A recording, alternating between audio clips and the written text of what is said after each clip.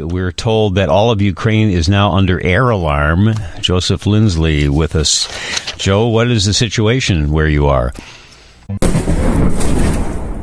Bob, it's, there's a lot of developments. Good afternoon here from Lviv. We've been under an alarm for about probably 40 minutes here.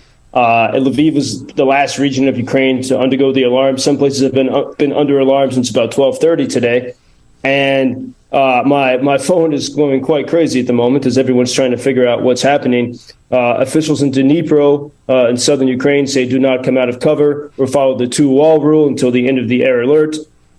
We have reports of air defense working in Kyiv, in the capital, in Suma, in northeast Ukraine, and in Odessa on the Black Sea. And I've heard from friends in Kyiv. They said they've heard at least 5 to 6 explosions, possibly more. But at the moment, it seems that those explosions are the sound of the air defense working.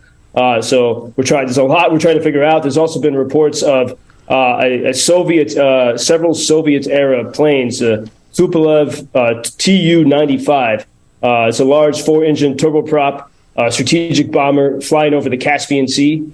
These can carry a lot of missiles. In the past few days, it's been pretty calm in the sky, but there have been also reports of Soviet MiGs. If anyone was watching the new Top Gear remake, you'd remember the MiGs flying over Belarus. And these are these have the ability to carry missiles that are very hard for air defense to shoot down.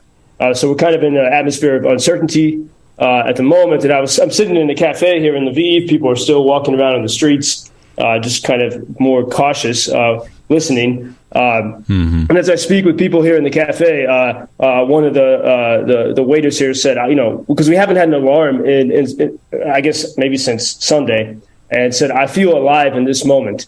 And I think everyone, we're having this conversation earlier here in the cafe where, if you go for a few days without an alarm, you start to feel something big and massive is coming, like the Russians are preparing something worse. And so there is this strange sense of relief when you hear the air alarm. It's very weird psychology, but you're like, okay, at least we know something's going to happen, and we can better face it. Mm-hmm. Yeah, I get it. Quite a reality check, though, especially after yesterday when President Zelensky was in Kherson and celebrating the triumph there for Ukraine. But he said it's the beginning of the end of the war. And when I heard that, I thought, that sounds a little optimistic. What do you think he meant by that, Joe? I mean, it's a huge thing because Kherson is the only major city that the Russians have been able to capture in 8 months. So in that respect, it's a massive victory for Ukraine, and it's a huge blow to Russia. But what Russia can continue to do is to, even if Russia is not able to take a lot of land, you can keep Ukraine. You can continue to try to break Ukraine by making everyone live in sort of perpetual fear. And this is I think, it's now that I've been back in Lviv for a few days, a lot of times when foreigners come to Lviv, they say, everything looks fine, and there's even new businesses opening sometimes. But, it's really hard to plan. You can't really live life under this perpetual state. And if Putin's goal is to destroy Ukraine, sort of his maniacal goal, even if he's not able to capture these cities, he can continue to, pound Ukraine and terrify the nation. And hit infrastructure, especially with the upcoming winter, for a long time. And so I think this is, it's always a balance. You got to mix some optimism and then say, but we got to be realistic about it. It's also an interesting thing is that I don't know if this was much in the American news, but CNN and others, they raced down to Kherson before Ukrainian army had completely cleared the territory. And so their press credentials were revoked. It's a bit of a controversy here, and it's a big topic of conversation.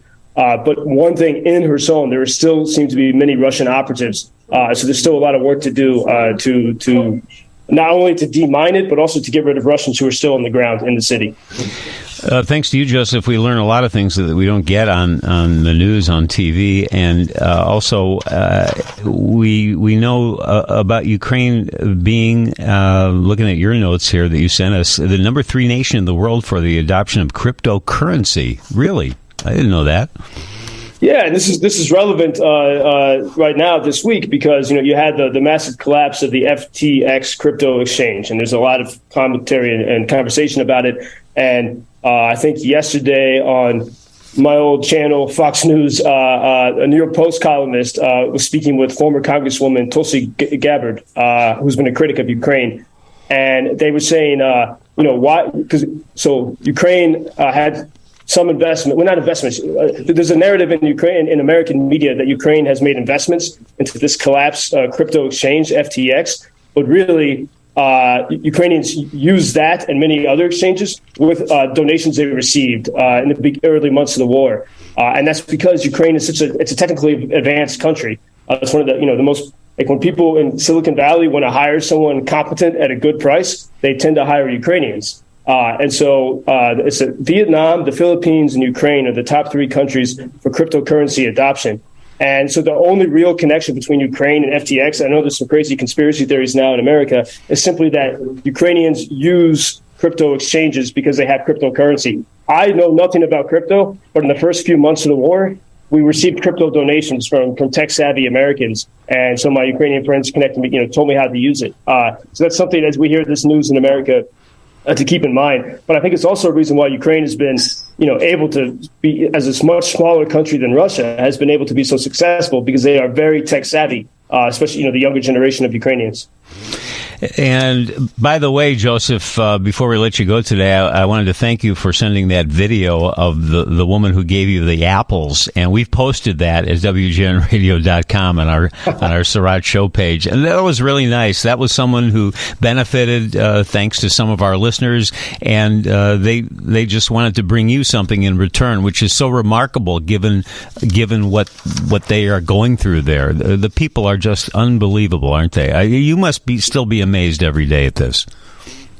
I am, and this is the only way you can survive something like this. And for example, coming back here to Lviv, I'm talking with a lot of friends, and this is not easy. And almost every even conversations with strangers, it's sort of deeply psychological conversations. Like I think probably better than any self-help book you could read in America. Come here for a couple of days and talk to people, and the way people encourage and boost each other's spirits, and also listen to each other's struggles, because everyone has very difficult moments where they just kind of want to give up, Mm-hmm. But those little things, like that woman bringing the apples,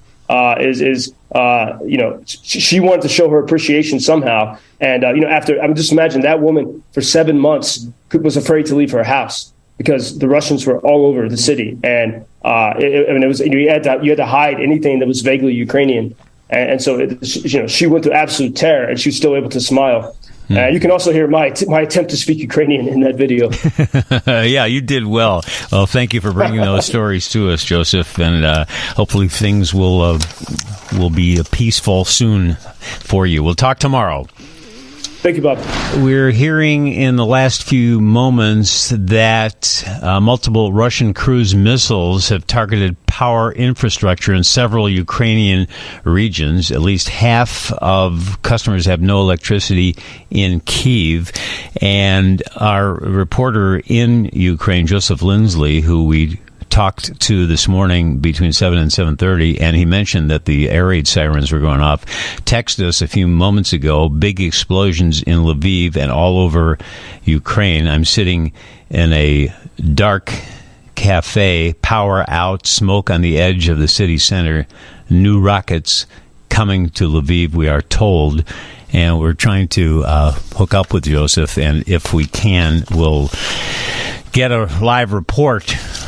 But as you can imagine, the situation there right now is very difficult, especially with the power outages that they're experiencing there. And again, the report, multiple Russian cruise missiles targeting power infrastructure in several Ukrainian regions just in the last hour or so.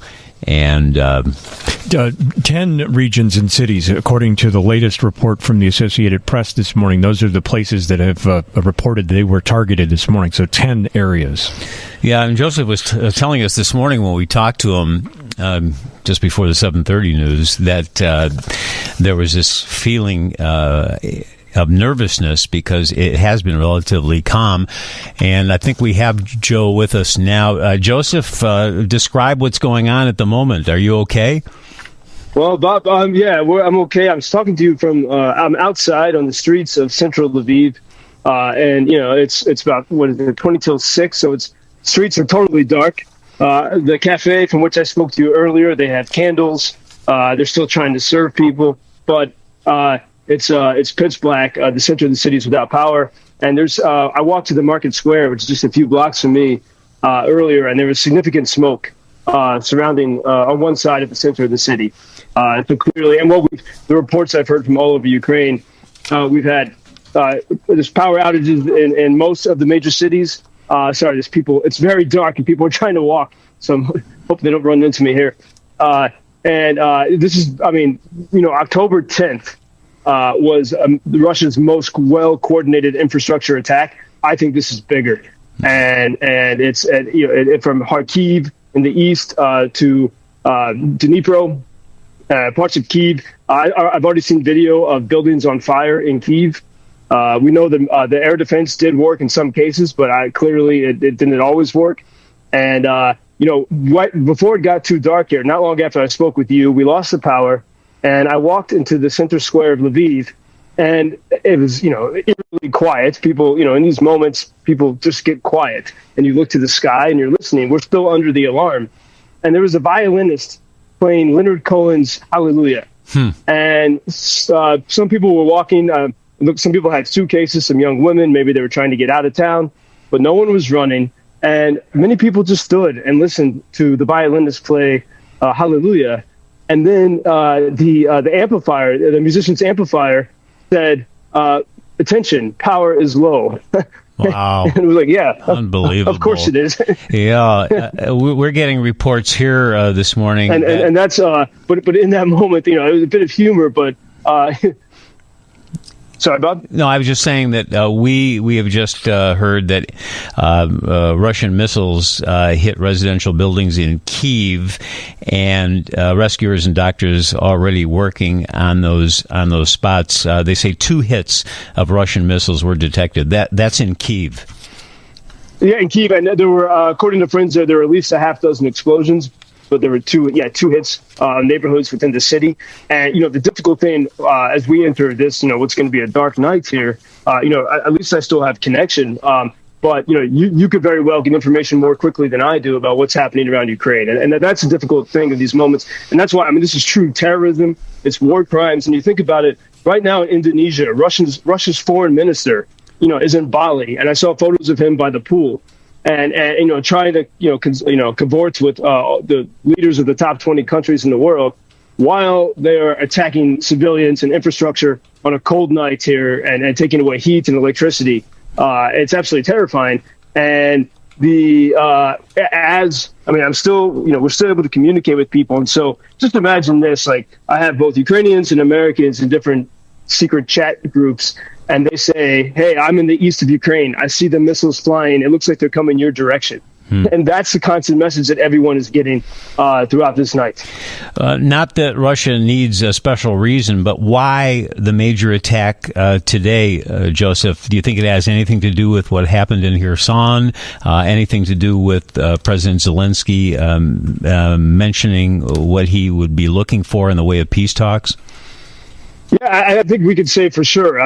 Obviously, after October 10th, we know that Russia knows how to attack Ukrainian infrastructure. It took them a while to figure it out, but they're able to do it.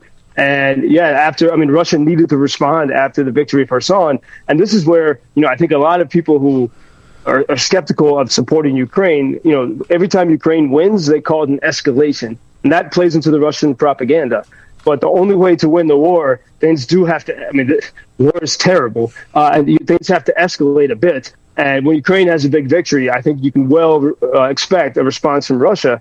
But this also shows how Russia is not part of the civilized world, because, again, with the G20 summit, and, to not even try to put on the appearance of trying to... Did we lose Joseph there? G20 nations. Oh, there we go. To do such an attack... Yeah, we lost you there for a second. To make such sorry, Bob. Yeah, and it's and if I can just describe the scene that I see now. This just imagine I'm in the middle of the street, totally dark. You see little flashlights here and there, people walking around, but you don't hear anyone panicking. I mean, probably everyone can hear my voice, but otherwise it's very quiet. But for Russia to do this while the G20 is happening, while Russia is physically present at the G20, shows that they have no regard for the civilized world whatsoever.